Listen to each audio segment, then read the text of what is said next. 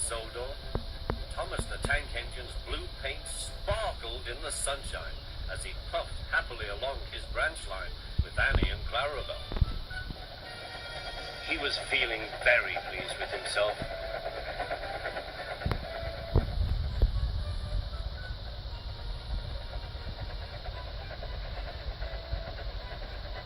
"Hello, Thomas," whistled Percy.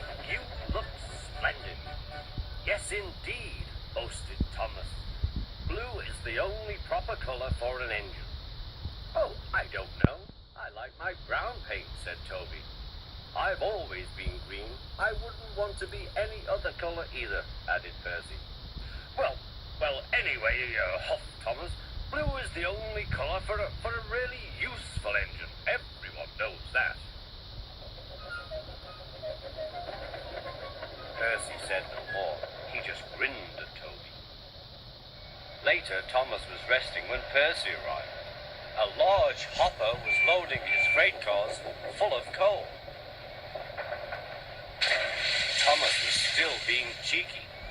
"Careful," he warned. "Watch out with those silly cars."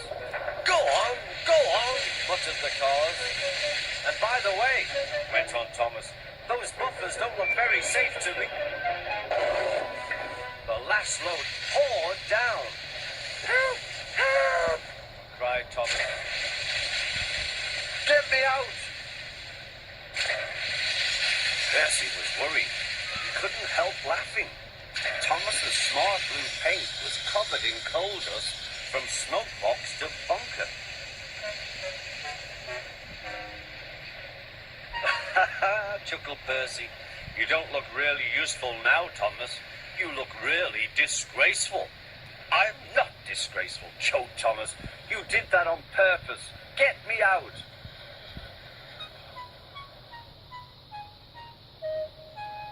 It took so long to clean Thomas that he wasn't in time for his next train. Toby had to take Annie and Clarabelle.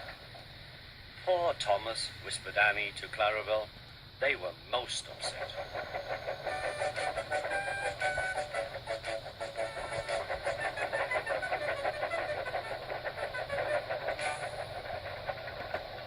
Thomas was grumpy in the shed that night. Toby thought it a great joke, but Percy was cross with Thomas for thinking he had made his paint dirty on purpose. Fancy a really useful blue engine like Thomas becoming a disgrace to Sir Topham Hatt's railway. Next day, Thomas was feeling more cheerful as he watched Percy bring his cars from the junction. The cars were heavy and Percy was tired.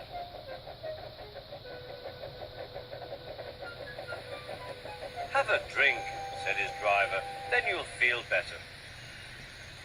The water column stood at the end of the siding with the unsafe buffers. Suddenly, Percy found that he couldn't stop. The buffers didn't stop him either. "Oh!" wailed Percy. "Help!" The buffers were broken and Percy was wheel-deep in coal. It was time for Thomas to leave. He had seen everything. "Now Percy has learned his lesson too," he chuckled to himself.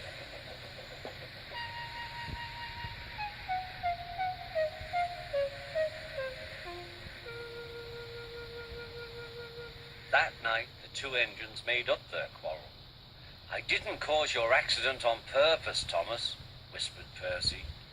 "You do know that, don't you?" "Of course," replied Thomas, "and I'm sorry I teased you. Your green paint looks splendid again, too. In future, we'll both be more careful of coal."